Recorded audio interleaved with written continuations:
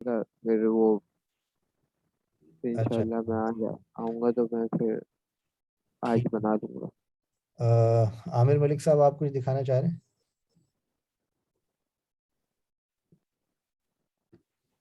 Hello. नहीं sir, मैंने नहीं बनाया, मैं कल दूंगा आपको इंशाल्लाह। ठीक है, जितना भी बनाया उतना दिखाते हैं, अगर कुछ बनाया है तो। सर सिर्फ फ्रेम बनाया और कुछ भी नहीं बनाया। टाइम अच्छा, नहीं मिला मुझे कल से। जी सर। चलें ठीक है। तो ठीक। इसको जब आप बना लें तो मुझे बता दिएगा, क्योंकि अगर आप इसकी प्रैक्टिस नहीं करेंगे ना और मैं आगे पढ़ाता जाऊंगा तो पीछे का फिर वो रिवाइज नहीं हो पाएगा। ठीक है। अविज भाई आपने कल जो क्लास ली थी उसकी वो रिकॉर्डिंग भेजी नहीं, क्योंकि मैं ले नहीं सका था ना, नेट नहीं चल मैंने रहा था। भेज दिए, आज सुबह मैंने भेजी है। वो मैंने ठीक भेज है ठीक। दिया। ठीक है। तो नेट का इशू आ रहा था ना कुछ। वो कल तो थोड़ा सा मेरे पास भी इंटरनेट की प्रॉब्लम आ रही थी और फिर मैं बाहर चला गया था, तो फिर वो रिकॉर्डिंग में नहीं भेज सका था। तो आज मैंने भेज दी। ठीक है।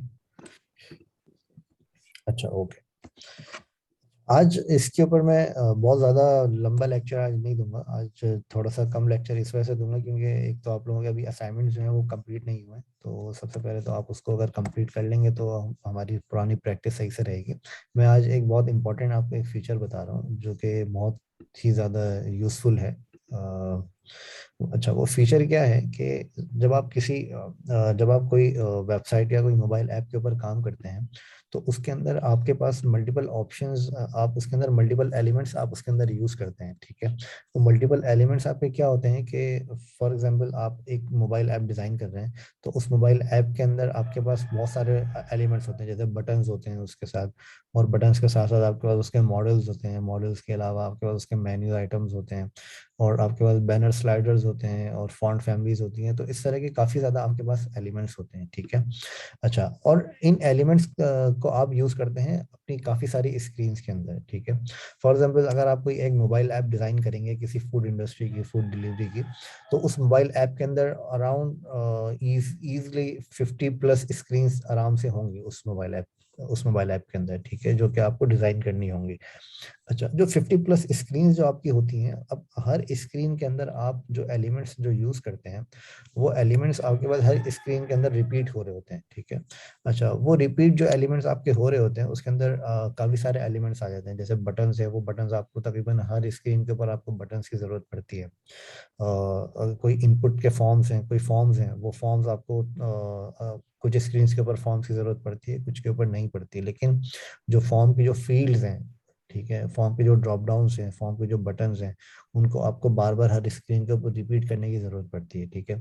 तो हर स्क्रीन के ऊपर जब आप उसको रिपीट करते हैं, और फॉर एग्जांपल आपने उसकी 30 40 50 स्क्रीन आपने उसकी बना ली, ठीक है, तो स्क्रीन बनाने के बाद अब आपके पास एक रिक्वायरमेंट आती है कि आप ये जो प्राइमरी कलर है बटन का, आप इसको चेंज कर दो। ठीक है।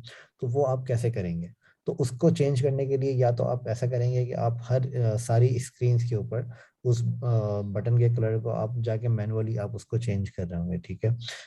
ये सिर्फ बटन की एग्जांपल नहीं है, इसके अलावा आपका अगर कोई और एलिमेंट अगर आप यूज कर रहे हैं और आपके पास कोई इस तरह की रिक्वायरमेंट आ जाती है कि आपको वो एलिमेंट्स अपने पास रिपीट करने पड़ रहे हैं और तो आपको मैनुअली अपडेट करना पड़ रहा है। ठीक है। तो वो चीज़ आप किस तरह से अचीव करेंगे इन अ शॉर्ट वे। ठीक है। तो उस चीज़ को हम आज थोड़ा सा यहाँ पे देखेंगे। इसके अंदर मैं आपको थोड़ी सी एग्जांपल्स दे दूँ मैं ऐप्स की। फॉर एग्जांपल, मैं यहाँ पे जाता हूँ और यहाँ पे जाने के बाद मैं यहाँ पे लिखता हूँ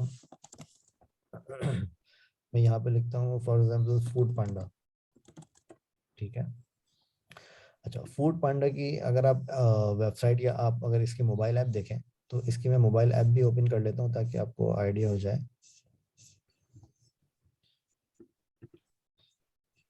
ठीक है। ये फूड पांडा की मैंने मोबाइल ऐप ओपन कर ली है। ये रही। अच्छा, ये आईफोन की मोबाइल ऐप मैंने ओपन करी है। अगर आप इस मोबाइल ऐप के अंदर देखें तो आपके पास यहाँ पे बहुत सारे ऑप्शंस, अगर आप यहाँ पे नोटिस करें तो आपको नजर आते हैं। ठीक है। फॉर एग्जांपल, मैं अगर आपको एक एग्जांपल दूं तो ये ऊपर वाली इस बार को अगर आप देखें, तो ये बार आपके पास हर स्क्रीन के ऊपर रिपीट हो रही है। ठीक है। तो यहाँ पर तो इसने आपको सिर्फ 6 7 8 स्क्रीन यहाँ पे दी हुई है, लेकिन अगर आप यहाँ पे और भी अगर आप इसकी स्क्रीन देखें, तो फूड पांडा की इजीली 50+ स्क्रीन आराम से होंगी मोबाइल ऐप की। जिसने भी इसकी यूआई यूएक्स डिज़ाइन करी है, ठीक है। अच्छा, जब इसकी यूआई यूएक्स जब डिज़ाइन करी है तो उसके लिए जाहिर है फिग्मा की तरह ही कोई टूल यूज़ किया होगा, ठीक है। अच्छा, जब इसकी यूआई यूएक्स जब इसकी डिज़ाइन करी है तो उसके अंदर फॉर एग्जांपल इसके अंदर बहुत सारी चेंजेस करवाई जाती हैं। मतलब ऐसा नहीं है कि आपने कोई भी यूआई डिज़ाइन करी और वो एक ही दफ़ा में अप्रूव हो गई आपकी, ठीक है। तो ऐसा कभी भी नहीं होता।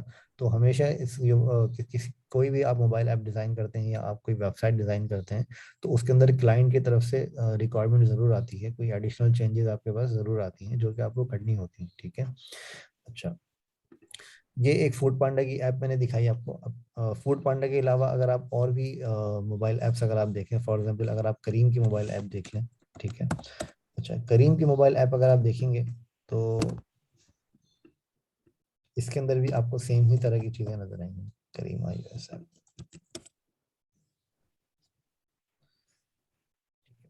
अब आप अगर ये करीम की मोबाइल ऐप देखें तो करीम की मोबाइल ऐप के अंदर भी आपको इसी तरह की चीजें नजर आएंगी कि ये एक स्क्रीन बनाई है। इस स्क्रीन के बाद ये सेकंड स्क्रीन आपकी आती है, फिर सेकंड स्क्रीन के बाद आपकी थर्ड स्क्रीन आती है। तो इस तरह से आप पूरा एक इसका वर्कफ्लो आप इसका पूरा डिजाइन करते हैं, ठीक है।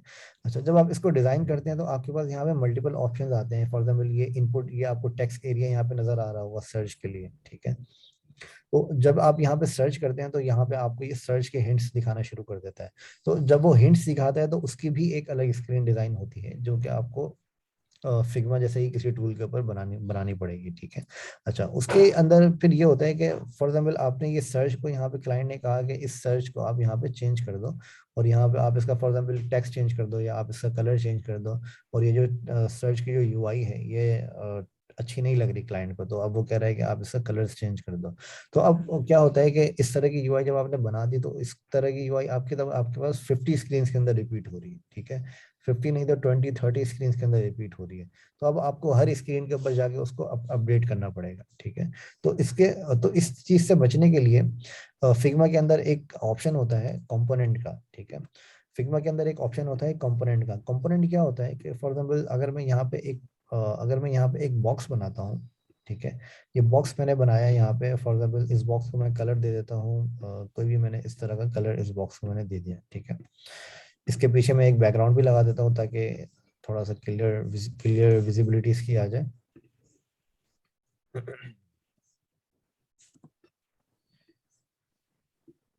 ठीक है, मैंने एक फ्रेम लिया, इस फ्रेम के अंदर मैंने इस बटन को यहाँ पे लगा दिया, ठीक है। अच्छा, अब इस बटन के अंदर मैंने यहाँ पे इसका टेक्स्ट भी लगा दिया।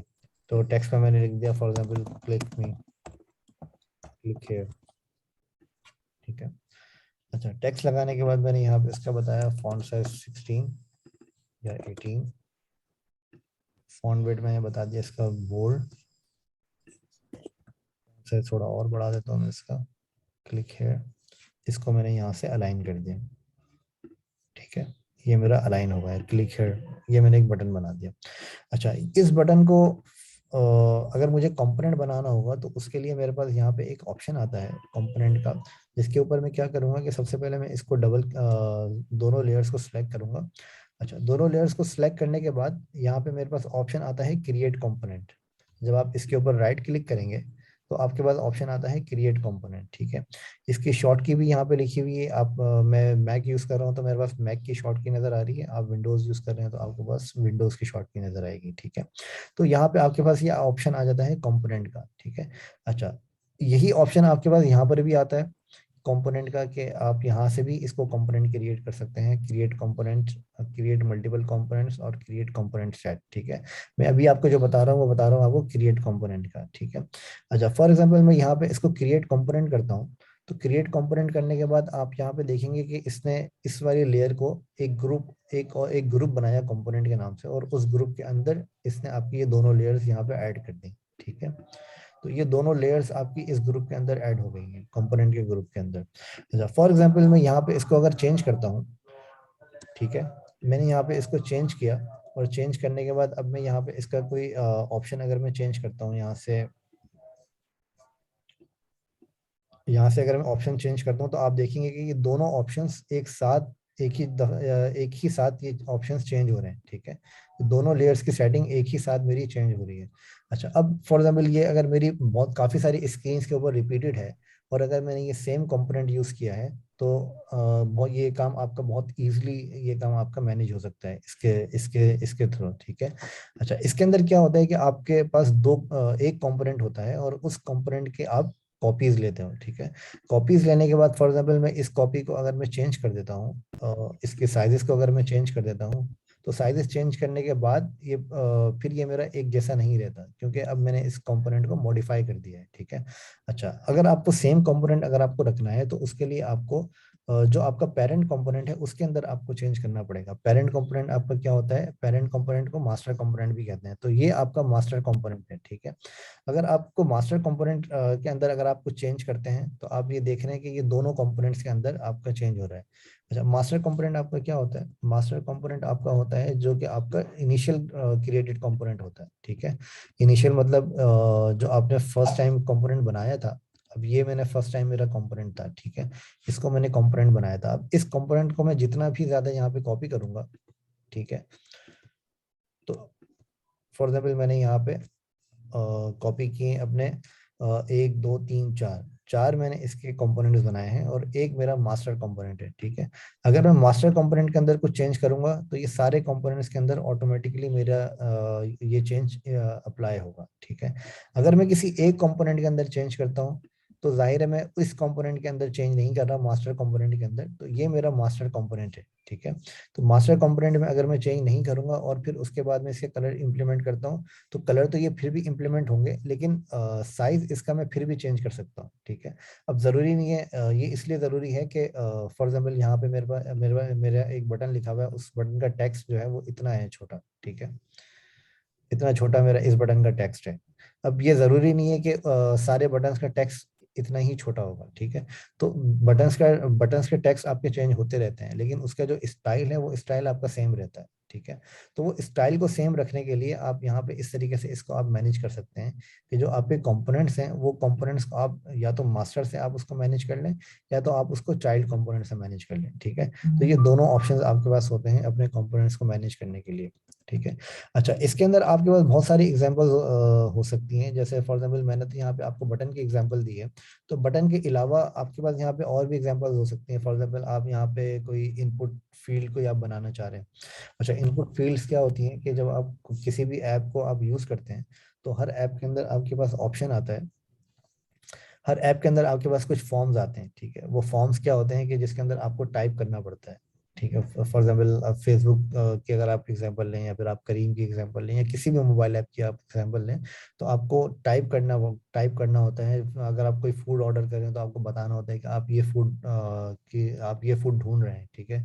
अगर आप यहाँ पे करीम के मोबाइल ऐप देखेंगे तो इसने भी आपको यहाँ पे ये सर्च का ऑप्शन यहाँ पे दिया हुआ है, search all shops and products, ठीक है। तो जब आप यहाँ पे टैप करेंगे तो यहाँ पे आप टाइप कर सकते हैं, तो इनको कहते हैं फॉर्म फील्ड्स, ठीक है। तो ये फॉर्म्स होते हैं और इनके इनपुट्स होते हैं, ठीक है। तो इनको आप इस तरीके से क्रिएट कर सकते हैं। अब फॉर एग्जाम्पल मैं यहाँ पे एक फॉर्म फील्ड क्रिएट करता हूँ, ये फॉर्म फील्ड में यहाँ पे क्रिएट करता हूँ, ठीक है। फॉर्म फील्ड क्रिएट करने के बाद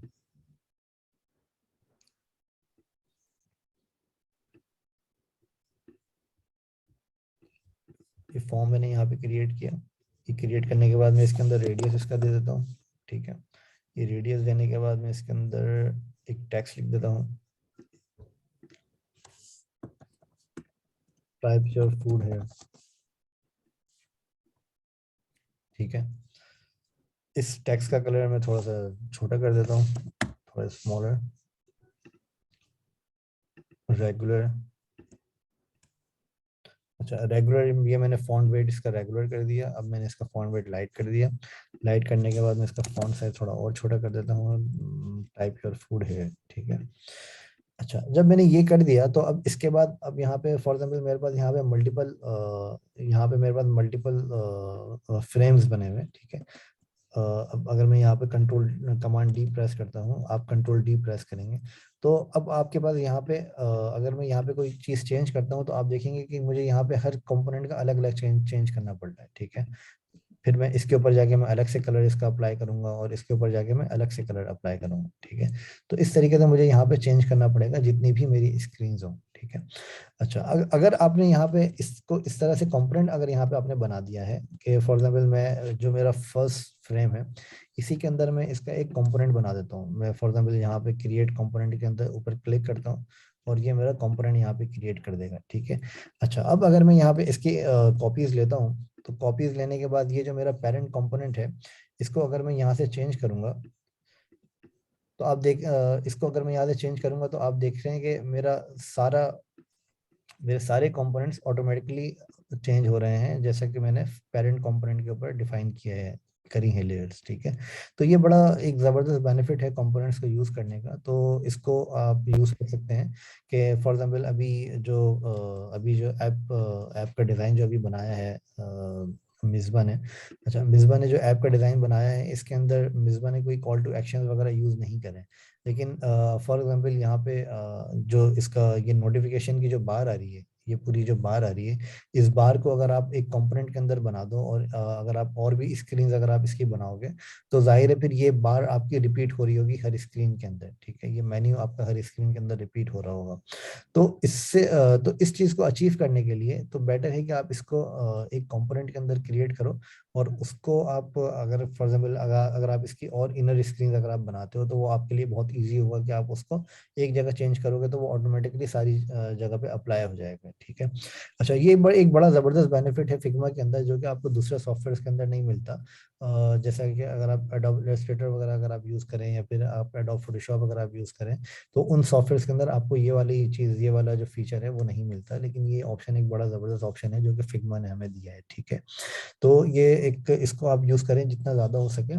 और इसके अंदर मैं आपको सजेस्ट करूंगा कि मतलब एक और असाइनमेंट अगर मैं आपको देना चाहूँ तो उसके अंदर मैं आपको एक असाइनमेंट ये दूंगा कि आप एक स्टाइल गाइड क्रिएट करें। स्टाइल गाइड क्या होती है? सबसे पहले आप यहाँ पे लिखें स्टाइल गाइड। ठीक है। तो स्टाइल गाइड क्या होती है कि इसके अंदर आपके पास जो आप ऐप बनाते हैं उस ऐप के अंदर आप जो भी कंपोनेंट जो भी मॉड्यूल्स आप यूज करेंगे वो आपको यहाँ से पता चल जाएगा कि आपको कौन से मॉड्यूल का कौन सा क्या कलर रखना है, क्या उसके ब्रांडिंग क्या फॉलो करनी है। ठीक है। तो अगर आप ये स्टाइल गाइड देखेंगे तो यहाँ पे आपके पास फॉर एग्जाम्पल मैं यहाँ पे अगर आपको दिखाऊं behance.net, ये एक वेबसाइट है behance.net। इसके ऊपर आप अगर यहाँ पे लिखेंगे स्टाइल गाइड। ठीक है।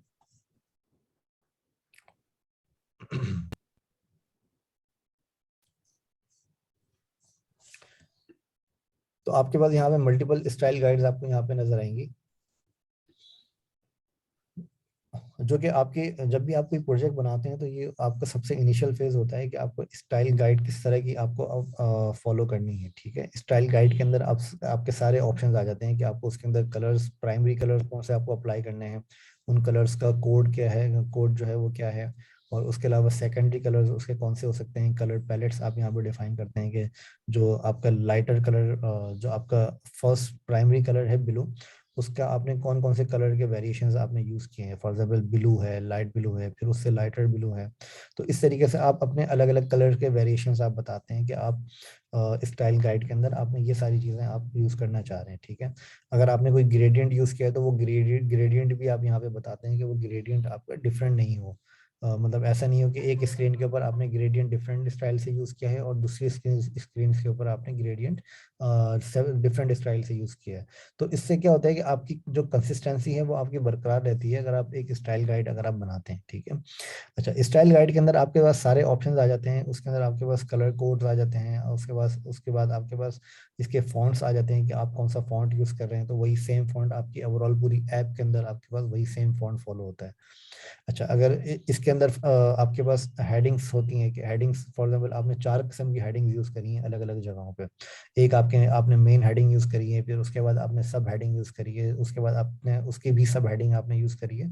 तो इस तरह से अगर आपने मल्टीपल हेडिंग्स यूज करी हैं तो उसके भी आप स्टाइल गाइड आप बना के ये डिफाइन करें कि अगर किसी दूसरी स्क्रीन के ऊपर अगर आप ये हेडिंग्स अगर आप यूज कर रहे हैं तो वो हेडिंग्स आपकी कौन सी टाइप आप यूज करना चाह रहे हैं। मतलब हेडिंग 2 आप यूज कर रहे हैं या हेडिंग 3 आप यूज कर रहे हैं।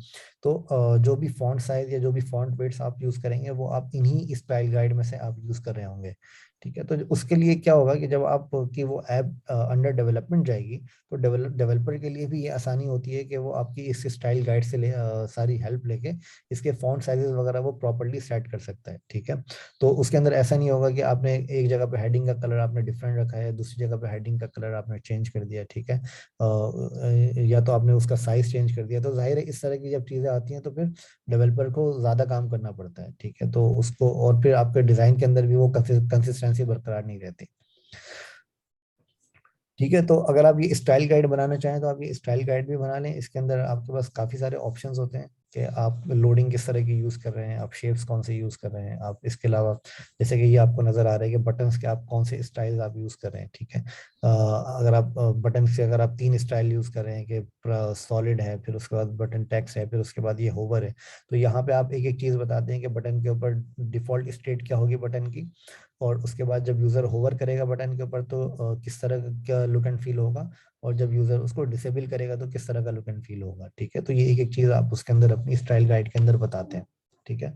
अच्छा, तो इसी तरीके से जब ये डेवलपमेंट में जाता है तो वहाँ पे डेवलपर को ये पता चलता है कि ये जो बटन है अगर इसको डिफॉल्ट में रखना है या अगर इसको डिसेबल रखना है तो इसको किस तरीके से इसकी यूआई आप उसको रखनी है। ठीक है। वो यूआई फिर वो डिसाइड नहीं करता, फिर वो user interface user experience designer जो है वो इस तरह की यूआई को डिजाइन करके आपको देता है। ठीक है।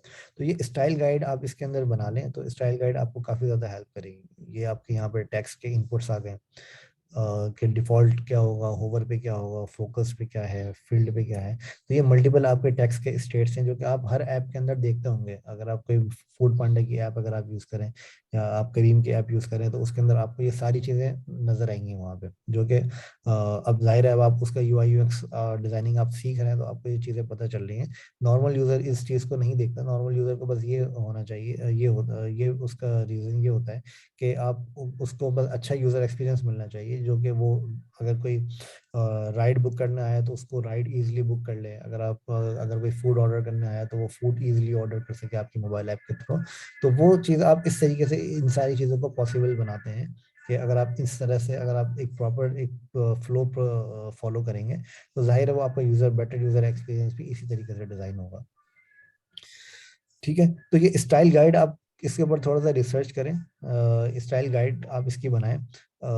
स्पेशली ये अच्छा काम किया है काफ़ी ये मिसबा ने, तो मैं मिसबा को सजेस्ट करूँगा कि ये जो आप काम कर रही हैं इसके अंदर आप अपनी स्टाइल गाइड बनाएं कि फॉर एग्जांपल आपने यहाँ पे जो हेडिंग्स यूज़ करी हैं वो हेडिंग्स आपकी सेम फॉर्मेट में होनी चाहिए।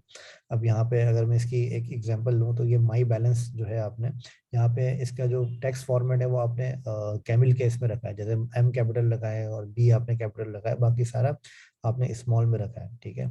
और यहाँ स्टैंड मनी 2 के अंदर आपने हेडिंग का फॉर्मेट चेंज कर दिया। तो इस तरह की जो चीज़ें हैं ये काफ़ी ज़्यादा प्रोफेशनली ये चीज़ देखी जाती है कि आपका जो टेक्स्ट फॉर्मेट है वो कंसिस्टेंसी के साथ आपका फॉलो होना चाहिए। ठीक है। तो अगर आपने कोई टेक्स्ट कलर यहाँ पे यूज़ किया है तो वही टेक्स्ट कलर आपको यहाँ पर भी अप्लाई होना चाहिए। ठीक है। और यहाँ पे अगर आपने व्यू ऑल के लिए जो स्टाइल यूज़ किया है वही सेम स्टाइल यहाँ व्यू ऑल पे भी अप्लाई होना चाहिए।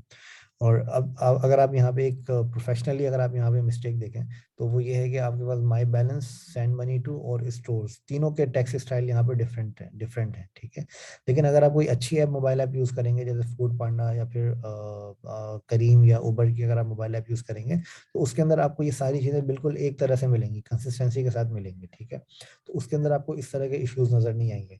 तो आपने जो काम किया वो अच्छा काम किया, लेकिन इसके अंदर मैं चाहता हूँ कि थोड़ा सा प्रोफेशनल भी लुक एंड फील इसके अंदर आना चाहिए कि प्रोफेशनली अगर आपकी कहीं अगर आप इस डिज़ाइन को आगे कहीं पे आप अगर अपने पोर्टफोलियो में ऐड करती हैं तो जाहिर है फिर आपको एक जॉब्स के अंदर भी काफ़ी ज़्यादा एक आसानी क्रिएट होती है, आसानी आपके शामिल होती है कि उनको पता चलता है कि आपका जो एक्सपीरियंस है वो आपका एक प्रोफेशनल एक्सपीरियंस है और आप अच्छे तरीके से काम कर रहे हैं। ठीक है। तो मतलब इस तरह की जो मिस्टेक्स हैं ये जूनियर और मिड लेवल और सीनियर लेवल के अंदर के दरमियान में डिफरेंसेस क्रिएट करती हैं, डिफरेंसेस बताती हैं कि ये आपका जो लेवल है वो क्या लेवल है आपका। ठीक है। तो ये बहुत ज़्यादा इंपॉर्टेंट होती हैं, इस तरह की जो छोटी छोटी जो फिनिशिंग की चीज़ें होती हैं तो ये बहुत ज़्यादा इंपॉर्टेंट होती हैं।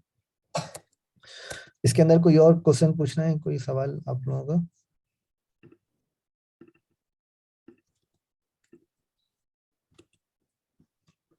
हेलो। आपको असाइनमेंट दे रहे हैं? जी असाइनमेंट आपको मैंने ये दिया है, आप इसकी स्टाइल गाइड बनाएं और इसके ये जो इश्यूज हैं इसको आप रिजॉल्व करें, ठीक है। मीन्स स्टाइल गाइड बनाए। जी स्टाइल गाइड आप इसकी एक बनाएं, ताकि अगर आप इसकी जैसे कि अगर इन नेक्स्ट क्लासेस के अंदर मैं आपको इसकी बताऊंगा कि आपको इनर स्क्रीन भी कैसे डिजाइन करनी है, तो जाहिर है उसके लिए आपको एक स्टाइल गाइड होना आपके पास जरूरी है, ठीक है। तो ठीक है, कोई कंफ्यूजन है इसमें? नहीं सर। कुछ पूछना है आप में से किसी को? नहीं अभी तक।